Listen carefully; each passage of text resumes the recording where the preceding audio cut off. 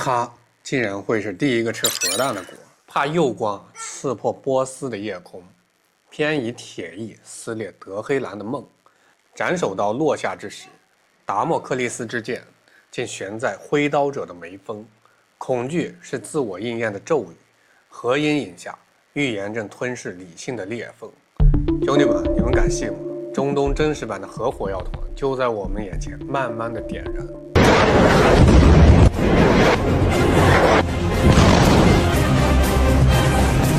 多枚导弹正在飞过耶路撒冷的上空。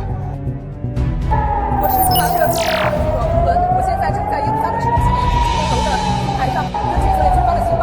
我是新华社记者冯贵，我现在所在的位置是耶路撒冷。就在现在，耶路撒冷正在遭到导弹袭击，在我头顶的天上可以看到有多枚导弹正在从天上划过。哇，又开始了！这不是飞机吧？这拦截弹，这是拦截弹了。他在这里。我靠！我炸来了！我的妈的，可别丢了！哎呦！啊，这是掉下来了，掉来了，打上了，来了！我操，这是来了！我这，哎呦，两个炮弹，这边又来了啊！四面八方，我操，四面八方都来啊！我操，你在拐弯的，我操！哎，这个跑你这跑的没有？哎，怎么朝我这边这边来了？我操！我靠，这都是天！完了，天呐，天都满了，我靠！完了！我靠，这是终于磕了，我操！要命！啊，那边那个炸了！哎呦，那边炸药！哎，我靠，会！这腰！我回来，我靠，麻烦了！哎呀！又上天！我靠，又开始了！我操！我的妈嘞！太危险了！我不知道为什么！我的天！赶紧坐下！赶紧滚！我滚！你赶紧坐下！怎么回事？炸药味儿！来了！我操！乱了！我靠！哎呀，乱了！那都上来了！我的妈！看着来了就赶紧跑！我操他妈，鼻子太紧张了！这是炸哪里啊？我靠！飞机场嘛，那边是飞机场，那边就飞机场那面嘛，我干了，机场炸了！拿走！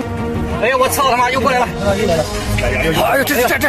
看！我靠！不要说话！哎呀，绝对又来了！小心啊！我操！你看旁边那流质那碎片，我靠！小心！中东地区，以色列跟伊朗这对宿敌彻底撕破脸，一场可能改写人类历史的战争轰然爆发。更让人后背发凉的是，这背后还藏着一个终极悬念：难道第一个吃核弹的国家就要在这场冲突中诞生了？以色列一直死死盯着伊朗的核计划，生怕对方造出核弹。如今他悍然发动斩首行动，伊朗也红了眼，展开疯狂的报复，甚至传出击落2架 F-35的震撼画面。但你知道吗？墨菲定律说得好，怕啥往往就来啥。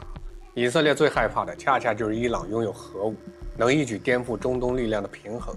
于是他斩首了伊朗多名重要军事与情报人物，妄图斩断这条核弹路。那结果呢？伊朗的怒火如火山爆发，报复迅猛，局势一触即发。今天咱们要一起扒一扒这个中东老牌棋手到底藏着什么底牌？伊朗会不会真的成为第一个被核弹点名的国家？而以色列这一次的怕会不会成了真？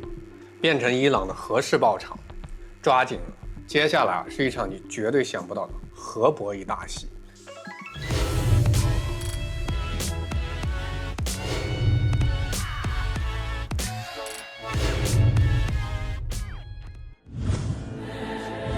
大家好，欢迎来到老友记，我是大钊。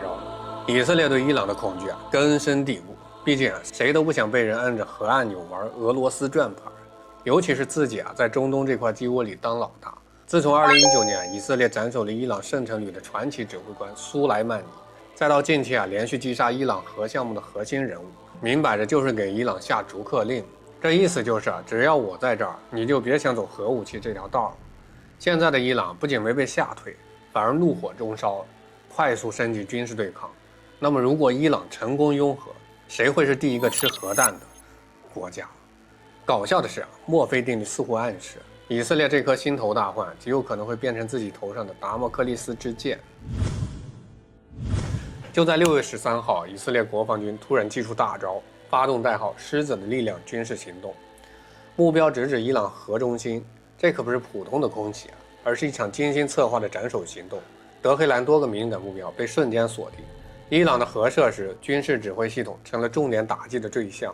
以色列这一击直接斩首了伊朗革命卫队总司令、参谋总长等多名高层跟核专家的命。伊朗的军事跟核领域瞬间陷入了巨大的混乱。以色列这次下狠手，说白了就是认定伊朗在偷偷的搞核弹。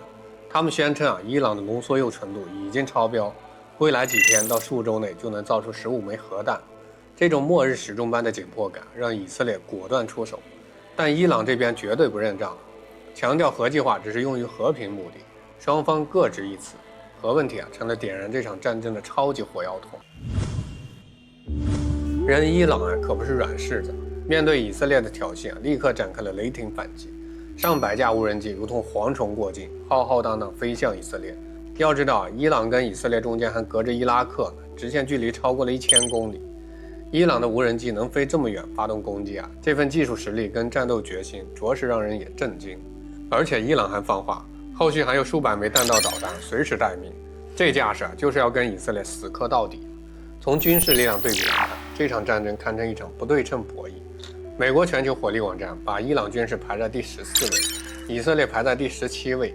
伊朗的优势在于人多弹广，庞大的军队人数跟海量的弹道导弹能发动饱和式攻击，而以色列这边则手握尖端科技，75架 F-35第5代战机、铁穹防空系统都是克敌制胜的法宝。要我说你这纯属扯淡，你忘了你是人家的傻了。美国以色列的好大儿，你亲爹跟人干起来，你能不下场吗？所以说你在评估战斗力的时候，要把以色列加上美国，然后对伊朗。实战结果自然也不出所料，以色列的空袭精准摧毁伊朗多个目标，而伊朗的无人机跟导弹的反击直接把以色列的国防部给端了。虽然从战损上来说以色列占优，但是伊朗反击的决心也是有目共睹。让人琢磨不透的是，美国在这场战争中的角色。以色列在发动攻击前，美国突然深夜紧急撤离驻中东的美军跟外交官，这一举动太反常了。虽然美国嘴上说没参与，但董王说了他知道这事儿，明眼人也都知道，美国是以色列的好大儿。特朗普在选举的时候就扬言要史无前例的支持以色列，这波也公开表示早就知道以色列的空袭计划，还承诺如果伊朗敢报复，美国就会帮以色列撑腰。美国在中东的军事存在以及他在以色列的特殊同盟关系，让这场战争充满了更多变数。回顾过去以色列对伊朗的斩首行动可不是第一次，从圣城旅苏莱曼尼到莱西总统，再到如今的多位重要人士，伊朗积攒的怒火已经达到了顶点。伊朗会不会像朝鲜金将军，为了自保不顾一切加速研制核弹，然后用核弹反击以色列？这个猜想虽然疯狂，但在今天剑拔弩张的局势之下，谁也不敢说没有可能。搞不好伊朗就会把以色列当成他的核爆试爆场。这场战争已经在全球引发了强烈的震动，黄金、原油价格疯狂飙升，台股2天暴跌350至400点，全球金融市场一片狼藉。大家都在担心这场冲突一旦失控，将引发核战争，后果不堪设想。而以色列跟伊朗，一个拼命地阻止对方拥核，一个坚决捍卫自身的安全。双方在核弹阴下的这场生死博弈究竟会走向何方？到底是伊朗忍无可忍，亮出终极底牌，让以色列的恐惧成真，还是以色列凭借军事优势彻底压制伊朗的核计划？又或者美国深度介入，让局势变得更加扑朔迷离？这场战争每一个进展都可能影响全球的和平与安全。说到底这场核阴影下的中东角力，不仅是国家之间较量，更是人类对和平与毁灭的双重考验。墨菲定律的残酷真相提醒着我们，越是恐惧的东西越容易照进现实。以色列怕伊朗核爆，伊朗也被逼上绝路，这不是简单的敌对，而是怨气冲天的连锁反应。在这条刀尖上跳舞的游戏里，我们不能只做局外人。